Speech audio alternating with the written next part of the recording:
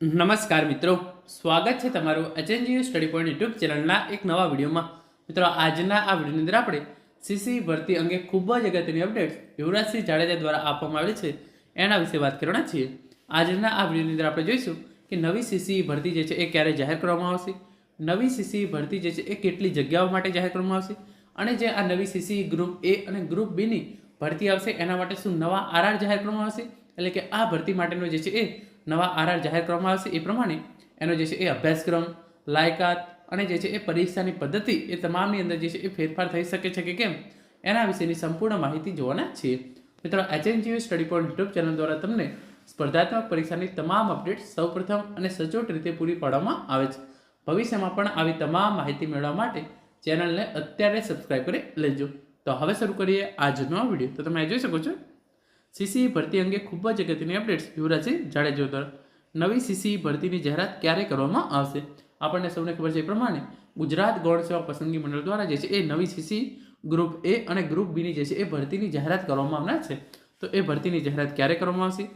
આ જે છે એ નવી સીસી ગ્રુપ એ અને ગ્રુપ બીની ભરતી આવશે એ કેટલી જગ્યાઓ માટે કરવામાં આવશે, અને એના પછી સીસી ભરતીના નવા આરઆર આવશે, એટલે કે નવા નિયમો સાથે જે છે એ આ ભરતી કરવામાં આવશે કે જે પ્રમાણે જૂના નિયમો અને જૂનો અભ્યાસક્રમ છે એ જ પ્રમાણે ભરતી કરવામાં આવશે.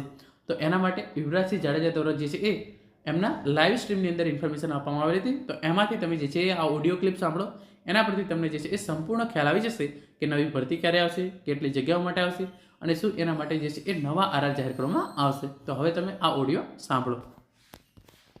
નવી ભરતીમાં સીસી, તો સીસીની નવી ભરતી અત્યારે પાઇપલાઇનમાં છે, એમાં ના જ નથી. માંગણા પત્રક પ્રમાણે મેં આની પહેલાં વાત કરી છે, મેક્સ ટુ મેક્સ 4000 જેવી જગ્યાઓ અત્યારે શક્યતાઓ રહેલી છે, 4000 જગ્યાઓની આસપાસ આવે.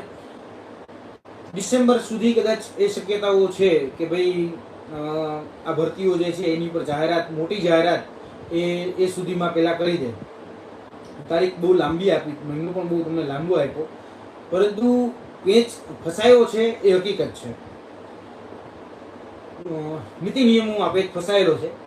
ગ્રુપ એ અને ગ્રુપ બી એમાં પેચ ફસાયેલો છે. નીતિ નિયમોની વિસંગતતાઓને જે બાબતો થઈ છે એમાં મતમતાંતરો જોવા મળી રહ્યા છે. હજી આવતા અઠવાડિયે કદાચ એની મિટિંગ મળે, બરાબર, એના પછી જો કોઈ ડિસિઝન લેવાય છે, કદાચ વહેલું લેવાય અને જો એવી શક્યતાઓ રહે છે તો હું તમને અપડેટ આપીશ. પરંતુ મતમતાંતરો વધી ગયા છે અને થોડા ખેંચતાણ પણ વધી ગઈ છે. જાગૃત લોકો એની રીતે પોતાની વાત એ મૂકતા હોય છે અને જાગૃત લોકો જે છે એ